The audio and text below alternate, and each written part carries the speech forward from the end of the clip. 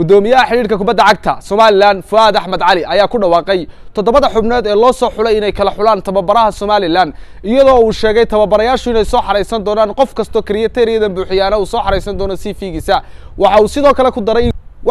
ku daray gudidan in Somaliland ay u dhan tahay gudidanna ay aqoon u leedahay shaqadan loo idmaday iyadoo soo xuli doonta tababaraha xulka Somaliland arrinkan ayaa ku cusub Somaliland waana markii ugu horeysay lagu dhawaaqayo xul qaran oo Somaliland ay yeelan doonto. بسم الله الرحمن الرحيم الحمد لله رب العالمين runtii sakariyo aad iyo aad baan kaaga mahadnaqayaa saaka waxaanu halkan u nimi xarunta dhexe ee xiriirka kubadda cagta Somaliland sidii awalba qorshaha iyagu ahaa iyadoo wariba maalin nasasho ay ahayd oo maanta aan la shaqeynin balse hawlaha qaranka aan u hayno ayaa sababay inaanu maanta soo shaqo galno waxaanu halkan ka soo saarnay liiskii gudidii soo kala xulasay kala saarista tababarayaasha u sharaxan inay noqdaan tababaraha xulka qaranka Somaliland oo aynu wada ognahay runtii inay tahay lagama maarmaan maadaama horyaaladii dalku gabagaba ay ku dhow yihiin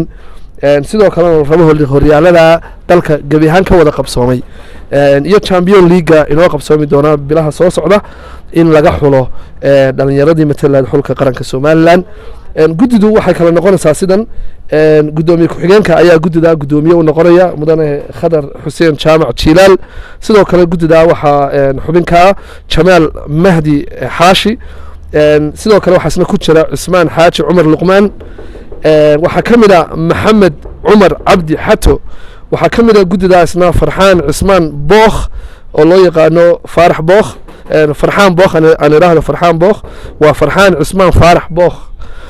waxa isna qayb ka gudidan Awil Ibrahim Aadan oo loo yaqaano Cagjar waxa isna gudidan qayb ka Khadar Abdi Maxamed oo loo yaqaano Khadar Timo gudidu waxay ka koobnaanaysaa 7 xubnood runtii mas'uuliyad baa saaran inay dhageystaan gabi ahaan tababarayaasha dalka Somaliland intii danaynaysa inay ka mid noqoto runtii waxa iyana jirta sidoo kale de hawl culus baa u taala gudida ilaahay waxaan uga baryayaa inuu ilaahay u fududeeyo kala saarista kulli short list bay soo sameyn doonaan sidoo kale waxa jira shuruudo badan oo iyadu de gudidaas kale ay marayso oo wixii kriteeriya iyo ka shaacin doona anagu se waajibkayagu intaas uu noqon doona iyo marka ay keenaan short listiga in short listiga guud de shuruudahooda insha Allah sidaan u wada dhisno aad iyo aad baad mahadsantiin adigana ku mahadnaqayna waashan doonayna ka weydiiyo liiskan aad maanta ku dhawaaqday waa liis in badan la wada sugayay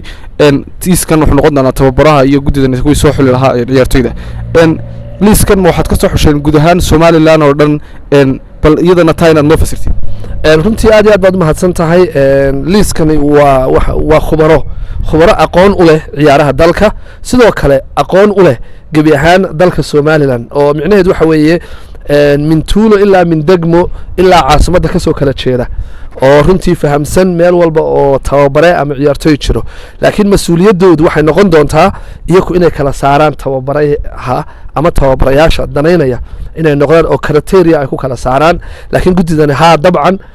de dadka kulli Somaliland waa in is wada taqaana darin baynu ku wada fadhinaa gudidan waxa laga dheehan karaa in ilaa min Looyacado Saylac Baran Buuhoodle caasimada deegaanada Somaliland oo dhan gudidan inay insha Allah ta'ala aqoon u leedahay ma fili doona gudoomiye su'aasha ugu dambaysan ku weydiinaya waxa weeye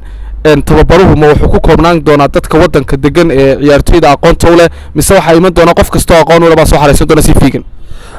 runtii qof walba oo kriteeriyada buuxiye wuu u furnaan doonaa su'aalahaas oo dhan waxa si faahfaahsan uga sii jawaabi doona gudidan 7 xubnood ah ee aan ku dhawaaqnay kubaddu sidaan wada ognahayba qofka waxa lagu qaataa cagtiisa iyo xirfadiisa iyo aqoontiisa maanta Somaliland waxay u baahan tahay qof walba oo ehel u ah ciyaaraha oo runtii hiliyo hoorna la garab istaagi kara hadduu tababare ka baxayo uu isleeyahay waa noqon kartaa runtii conditionkaas baa loo eegayaa ciddu doonuna noqon karaa ma filaya laakiin ka hor dhici maayo shuruudaha gudida ayaan u daayay xulkani kuma koobnaan doono kaliya caasimadda balse sida uu gudoomiyuhu ka dhawaajiyay waxa uu ka koobnaan doonaa bari ilaa galbeed